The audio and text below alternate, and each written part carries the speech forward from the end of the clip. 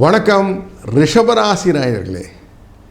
ஒரு பாட்டு உண்டு, கன்னிராசி என் ராசி ரிஷப காலை ராசி என் ராசி அப்படின்னு ஒரு பாடல். அந்த பாடலிலே ரிஷபத்துக்கு ஒத்துப்போவது கன்னிராசி அப்படின்னு ஒரு கோட்பாடை கவிஞர் சொல்லியிருப்பார். அப்படி உங்கள் மனது எப்போவுமே நளினமாக அடுத்தவரை புரிந்து கொண்டு அதில் சாதிக்க வேண்டும் என்ற எண்ணத்தை கொண்டவர்கள் நீங்கள். எதையும் கவர்ச்சியாக புரிஞ்சுப்பீங்க, அதை வெளிப்படுத்துவதும் அழகாக நளினமாக வெளிப்படுத்துவீர்கள்.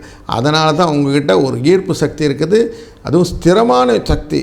யோசித்து செஞ்ச காரியத்தை அழகாக செய்யக்கூடிய அக்கௌண்டபிலிட்டிங்கிற வேர்டை அழகாக மனதில் புரிந்து கொண்டதுனால உங்களுக்கு சக்ஸஸ் ஸ்டோரி நிறைய இருக்குது அப்படிங்கிறதும் உண்மை.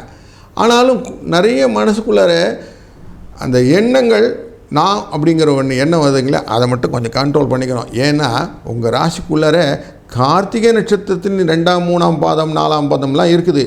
ரோகிணி நட்சத்திரங்கிறது உச்சத்தில் இருக்குது சந்திரன். அதனால் மனம் போல் வாழ்வு அப்படிங்கிற வார்த்தை வரும்போது மட்டும் கொஞ்சம் எச்சரிக்கையாக இருக்க வேண்டும்ன்றது ரிஷபராசி அன்பர்கள் மனதில் வைத்து கொள்ள வேண்டும். உங்கள் ராசியில் மிருகசீரிஷம் அப்படிங்கிற ஒரு நட்சத்திரம் இருக்குது. அது இரட்டை மனதை எப்போதும் ஏற்படுத்துவதனாலே கொஞ்சம் குழப்பமான சிந்தனைகள் வரக்கூடிய சூழ்நிலையிலே இந்த ஜூலை மாதம் எப்படி இருக்குன்னு பார்க்க போகிறோம். ஜூலை மாதம் முழுவதுமே உங்களுடைய ராசியின் 2ஆம் இடமான மிதுன ராசிக்குள்ளர குரு உட்கார்ந்துருக்கிறார். குரு நார்மலாக 2ஆம் இடம் தனகாரகன், குடும்பஸ்தானம், வாக்குஸ்தானம், தனஸ்தானம் சொல்லக்கூடிய இடத்துல உட்கார்ந்துருக்கிறதுனால பொருள் வரவு குடும்பத்தில் இருக்குது அப்படிங்கிற அஷூரன்ஸ் கிடச்சிருச்சு. அதுபோல் அவர் பார்க்கக்கூடிய பார்வை கும்பராசியில் இருக்கக்கூடிய ராகுவை பார்க்குறார். அதனால் தொழிலில் நல்லபடியாக மூமெண்ட்ஸ் இருக்கும், ஒன்றும் ப்ராப்ளம் இல்லை, ஓரளவுக்கு எல்லாத்தையும் சமாளித்து விடலாம் அப்படிங்கிற எண்ணம் உங்களுக்கு தைரியமாக இருக்கும். வேலை செய்யும்போது வேலையெல்லாம் கரெக்டாக இருக்கணும்னா புத்தி நிறைய வேணும் இல்லைங்களா? அந்த புத்தி 4ஆம் இடமான கடகராசிக்குள்ளே அமர்ந்துக்கிட்டு இருக்குது. புக்தி நல்லா போய் உட்கார்ந்துருக்குது, அது பக்தியை பெருக்கி விடும். கடகராசியில் புதன் இருக்கும்போது பக்தி நிறைய வரும், வேலை செய்யறதுக்கு மனசு கொஞ்சம் கம்மியாக இருக்கும். அதனால் கொஞ்சம் அதை பற்றி யோசனைகள்லாம் ஓடிட்டே இருக்கும்.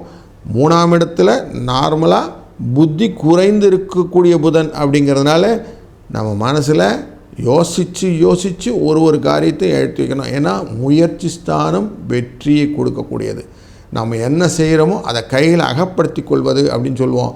அந்த கையகப்படுத்தி கொள்ளக்கூடிய அந்த புத்தியானது தெளிவாக சிந்தனையில் கரெக்டாக எய்ம் அப்படின்னு சொல்லக்கூடிய விஷயத்தை ஃபோக்கஸ்டாக இருக்கணும் இல்லைங்களா?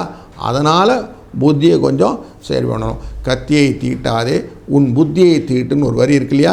அதுதான் உங்களுக்கு நல்லா மனசில் வச்சுக்கணும். எப்படி செய்ய போகிறோம், என்ன காரியம், எந்த இடத்துல காய் போட்டால் விழாதுன்னு இந்த கேரம் போர்டு விளையாடும்போது பார்க்குறாங்க இல்லையா? அந்த மாதிரி குறிப்பறிந்து செய்யக்கூடிய செயல்களாக செய்தீர்களானால் ரொம்ப சக்ஸஸ்ஃபுல்லாக இருக்கும். அவரோடு சேர்ந்து போய் சூரியன் அமரப்போகக்கூடிய சூழ்நிலை ஆடி மாதம் பிறந்துடும். இந்த ஜூலையில் 2 பேரும் வந்துட்டாக்க புதனுக்கு வேலையெல்லாம் போடும். புதன் ஏற்கனவே புத்தி கம்மியாகும் அஸ்தங்கம் அப்படிங்கிற சூழ்நிலை வரும்போது டோட்டலாக 0 ஆகிறதுக்கான வாய்ப்புகள் இருக்குது. அதனால் கொஞ்சம் செய்யக்கூடிய வேலைகளை யோசித்து செய்து என்ன செய்ய போகிறோன்றதை கரெக்டாக பேப்பர் பேனா இதுதான் ஆக்சுவலி புதனுடைய தன்மை. இதை எழுதி வச்சுடுங்க, எழுதிட்டு எக்ஸிக்யூட் பண்ணுங்கள், கரெக்டாக இருக்கும். அது இல்லாமல் ஓரலாக போயிட்டே இருந்தீங்கன்னா சில இடத்துல சிக்கல்கள் சுற்றிட்டுருப்பீங்க. இது தெரிஞ்சு போச்சு. இப்போது உங்களுக்கு 3ஆம் இடத்துல போகிற சூரியன் நன்மை செய்யப்பார். அரசியல் ரீதியிலும் அரசாங்க ரிலேட்டட்லேயும் நல்லதொரு மாற்றத்தை உங்களுக்கு ஏற்படுத்துவார். முதன்மை தன்மை, பதவி இதெல்லாம் வருவதற்கான வாய்ப்பு இருக்குது. புதிய கான்ட்ராக்ட்லாம் ஒப்பந்தங்கள்லாம் கையெழுத்தாகிறதுக்கான சான்சஸ் இருக்குது. பண வரவுக்கான வாய்ப்புகள் இருக்குது.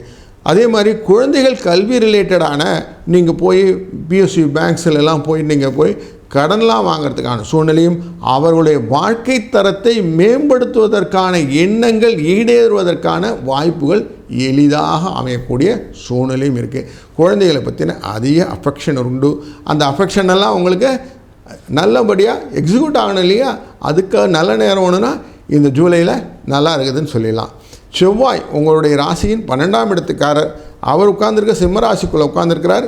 கேதுங்கிற அந்த கிரகத்துடன் ஞானகாரகனுடன் சேர்ந்து அமர்ந்திருக்கிறார் அப்படின்னு பார்க்குறோம்.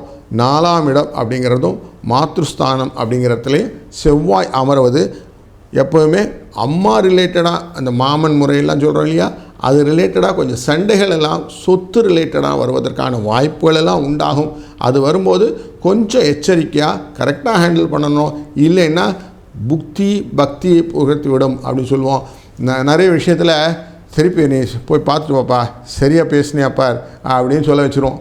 அது மட்டும் இல்லை, ஒரு தடவைக்கு 2 தடவை கரெக்ஷன் ஒர்க் அப்படின்னு சொல்லக்கூடிய விஷயங்களும் உங்களை அவமானப்படுத்தக்கூடிய சூழ்நிலையும் உண்டாகும்.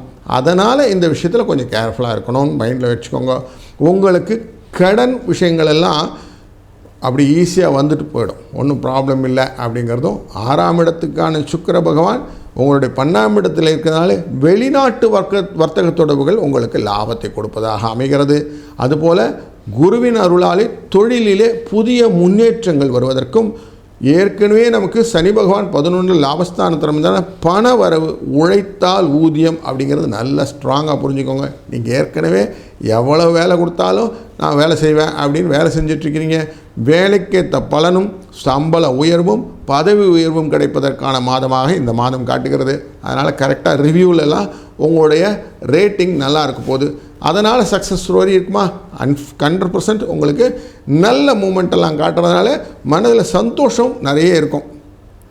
உங்கள் ராசிக்குள்ளார இந்த ரோகிணி நட்சத்திரம் உச்சத்தில் பெறக்கூடியதுன்னு சொன்னோம் இல்லையா? அந்த உச்சம் வருவதனாலே மனதில் என்ன தோணித்தோ அதை செய்யும்போது எதிரிகள் வந்து தடுப்பாங்க. அந்த எதிரிகளை நம்ம கலைந்தெடுத்தணும். எதிரிகள் இல்லாத வாழ்க்கை நமக்கு நல்லா இருக்கும் இல்லைங்களா? அதற்கு துர்க்கை அம்மனை வழிபட வேண்டியது மிக முக்கியமானது. ஆடி மாதம்னு வந்துருச்சு, துர்க்கையை வழிபடும்போது இன்னும் சந்தோஷமாக அவள் எல்லாத்தையும் கேட்டதெல்லாம் கேட்ட வரம் கொடுப்பேன் அப்படின்னு சொல்லி வந்து நின்றுவா. அப்போது உங்கள் வாழ்க்கையில் நல்லபடியாக ஃபர்ஸ்ட் ஒரு சூழ்நிலை வரணும். வெள்ளிக்கிழமை தோறும் செவ்வரளியை கொண்டு போய் காளி அம்மனுக்கும் துர்க்கை அம்மனுக்கும் சமர்ப்பித்து நீங்கள் செய்யக்கூடிய காரியங்கள் உங்களுக்கு வாழ்க்கையிலே வெற்றியும் நலத்தையும் தரட்டும். நண்பர்களே, இதுவரை நாம் ஒரு ராசிக்கும் எப்படிலாம் பலன் இருக்குன்னு பார்த்தோம். இந்த ஜூலை மாதத்தில் மிக முக்கியமாக பார்க்க வேண்டிய சில நிகழ்வுகள் அப்படின்னு பார்த்தோம்னா, முக்கியமாக துர்காஷ்டமி 3ஆம் தேதி, ஜூலை 3ஆம் தேதி இருக்கும். அதே மாதிரி காலாஷ்டமி ஜூலை 18ஆம் தேதி இருக்கும். இது ரெண்டுமே தீராத கஷ்டங்கள் எல்லாம் தீர்ப்பதற்கு துர்க்கை நமக்கு அருளின விஷயங்களும் பைரவர் நமக்கு கொடுத்த விஷயம் அமைகிறதுனாலே இந்த நாளிலே பைரவரையும் துர்க்கையும் வழிபடுவது ரொம்ப நல்லது. அதே மாதிரி கஷ்டங்களில் கடன் சுமை நிறைய இருக்கக்கூடிய சூழ்நிலை நிறைய பேர் பார்க்குறோம். கடன் மட்டும் இல்லை, புரியாத வியாதிகள் சார் எப்படி தெரிவாகும் தெரியலிங்க அப்படின்லாம் யோசிப்போம். இது எல்லாத்துக்குமே ஒரே ஒரு தீர்வு என்னன்னாக்கா, 22ஆம் தேதி ஜூலை அன்று ரிண விமோச்சன பிரதோஷம் அப்படின்னு இருக்கும். செவ்வாய்க்கிழமை பிரதோஷம் வர்றது இதனுடைய காரணம். ரிணம் அப்படின்னாக்கா இந்த கஷ்டங்கள் நமக்கு எதுலெல்லாம் வரும்? மருத்துவ தொடர்பான கஷ்டங்கள் வரும். அதே மாதிரி கடன் சொந்தமான கஷ்டங்கள் வரும், பகைவர்கள் சொந்தமான கஷ்டங்கள் வரும். இந்த 3 விட்டு வெளியில் வரணும்னா பிரதோஷ காலத்தில் போய் வழிபாடு செய்வது ரொம்ப நல்லது. சிவனை வழிபடுவது, நந்தியம் தேவனை வழிபடுவது, அவருக்கான அந்த அபிஷேக பொருட்களை வாங்கி தருவது, இதெல்லாம் கூடுதலாக நமக்கு இந்த கஷ்டங்களிலிருந்து வெளியில் கொண்டு வந்து விட்டோம். அதே மாதிரி நல்ல அருள் கிடைக்க வேண்டும். குருவின் அருளை போல பெரிய அருள் எதுவுமே இல்லை. அப்படிப்பட்ட குரு தன்னுடைய இடத்தையே தனுஷையே பார்த்துக்கிட்டு இருக்கிற நல்ல ஒரு சூழ்நிலையில் இந்த தனுஷு ராசிக்குள்ளார பூராட நட்சத்திரத்தில் சந்திரன் உள்ள ஒரு இந்த நாள் 10ஆம் தேதி அன்னைக்கு குரு பௌர்ணமியா அப்படின்னு சொல்லுவாங்க. அன்றைய நாளிலே நம்ம குருவிடன் ஆசீர்வாதம் வாங்குவதனாலே பல விதத்திலும் நல்ல பலன் கொண்டு. குருவின் ஆசீர்வாதம், குரு பார்க்க கோடி புண்ணியம் அப்படின்னு சொல்லுவாங்க. அப்படி நல்ல விஷயங்கள்லாம் நடக்கும். நம்மளில் பல பேருக்கு பூமி, வாகனம், வண்டி, வசதிகள் இதெல்லாம் இல்லையேன்னு ஏக்கம் உண்டு. விவசாயத்தில் நல்ல ஒரு பலன் இல்லையேன்னு விவசாயிகளும் ஏங்குவதுண்டு. இவர்களுக்கெல்லாம் தீர்வு கொடுப்பதற்காக தான் இந்த மாதத்தின் 4ஆம் தேதியிலேருந்து வராகி நவராத்திரி ஆரம்பிச்சிரும். இந்த 9 நாளும் அவரை வழிபடும்போது நமக்கு இந்த பயறு, பச்சை காய்கறியெல்லாம் வைத்து தினமும் சுவாமியை கும்பிட்டுட்டதுக்கப்புறம் செய்யக்கூடிய காரியங்களே நமக்கு வராகியுடைய நமஸ்காரம்னு வச்சுக்கலாம். அதனால் வாழ்க்கையில் நல்ல முன்னேற்றங்கள், தடைகள் நீங்கும், எதிரிகள் நம்மளை விட்டு ஓடி விடுவார்கள். செய்வினை போன்ற விஷயங்கள் எல்லாம் நம்மளை கண்ட ஓடிடும். அந்த மாதிரி சூழ்நிலை காட்டுறது. முன்னோர்களின் ஆசீர்வாதம், பெரியோர்களின் ஆசீர்வாதம் வேணும். இறந்தவர்கள் நம்மளுடைய எப்பவுமே இருக்காங்க அப்படிங்கிற எண்ணத்தில் தான் ஆடி அமாவாசை 23ஆம் தேதி அன்றைக்கி இருக்குது. அன்று நீங்கள் பித்ருக்காரியங்கள்லாம் செய்யும்போது அவருடைய ஆசீர்வாதத்தை பெற்று செய்யக்கூடிய நல்ல நிகழ்வுகள், தான தர்மங்கள் எல்லாம் செய்யும்போது நமக்கு ரெசிப்ரோகேஷனாக கிடைக்கக்கூடியது வாழ்க்கையில் வளம், நலம். ஆடி மாதம் 28ஆம் தேதி ஆடிப்பூரம் அப்படின்னு இருக்கு. நமக்கு ஆடிப்பூரம்னாலே தெரியும், கொண்டாட்டமாக ஆண்டாளுக்கு சமர்ப்பிப்போம். வளையல் எல்லாம் வாங்கி குழந்தைகளுக்கு வீட்டிலேயே, நம்ம அவ்வளோ தூரம்லாம் போக வேண்டாம் சார், இங்கேயே குழந்தைகளுக்கெல்லாம் நம்ம கொடுத்து அவர்களை மகிழ்விக்கும் போது அதுவும் உங்களுக்கு ஆசீர்வாதமாக மாறி வாழ்க்கையிலே சுபிட்சம் வளம் வரணும். கல்யாண தடை, குடும்பத்திலே நல்ல நிகழ்வுகள், எந்த விதமான மாற்றமும் இல்லாமல் என் வாழ்க்கை போயிட்டே இருக்கு சார், எதை நோக்கி ஓடிட்டுருக்கேன் அப்படின்போது நல்ல ஒரு தெளிவு போன்ற நல்ல விஷயங்கள்லாம் நடக்கணும்னா இந்த மாதிரி நிகழ்வுகளில் இப்படி பங்கேற்று கொண்டாலே போதும். நிறைய பேர் சொல்லுவோம், சார் எனக்கு பாம்பு கிரகத்தினாலே எனக்கு பிரச்சனைங்க அப்படின்னு சொல்லுவாங்க. இந்த மாதத்தில், ஜூலை மாதத்தில் 29ஆம் தேதி நாக பஞ்சமி அப்படின்னு இருக்கும்.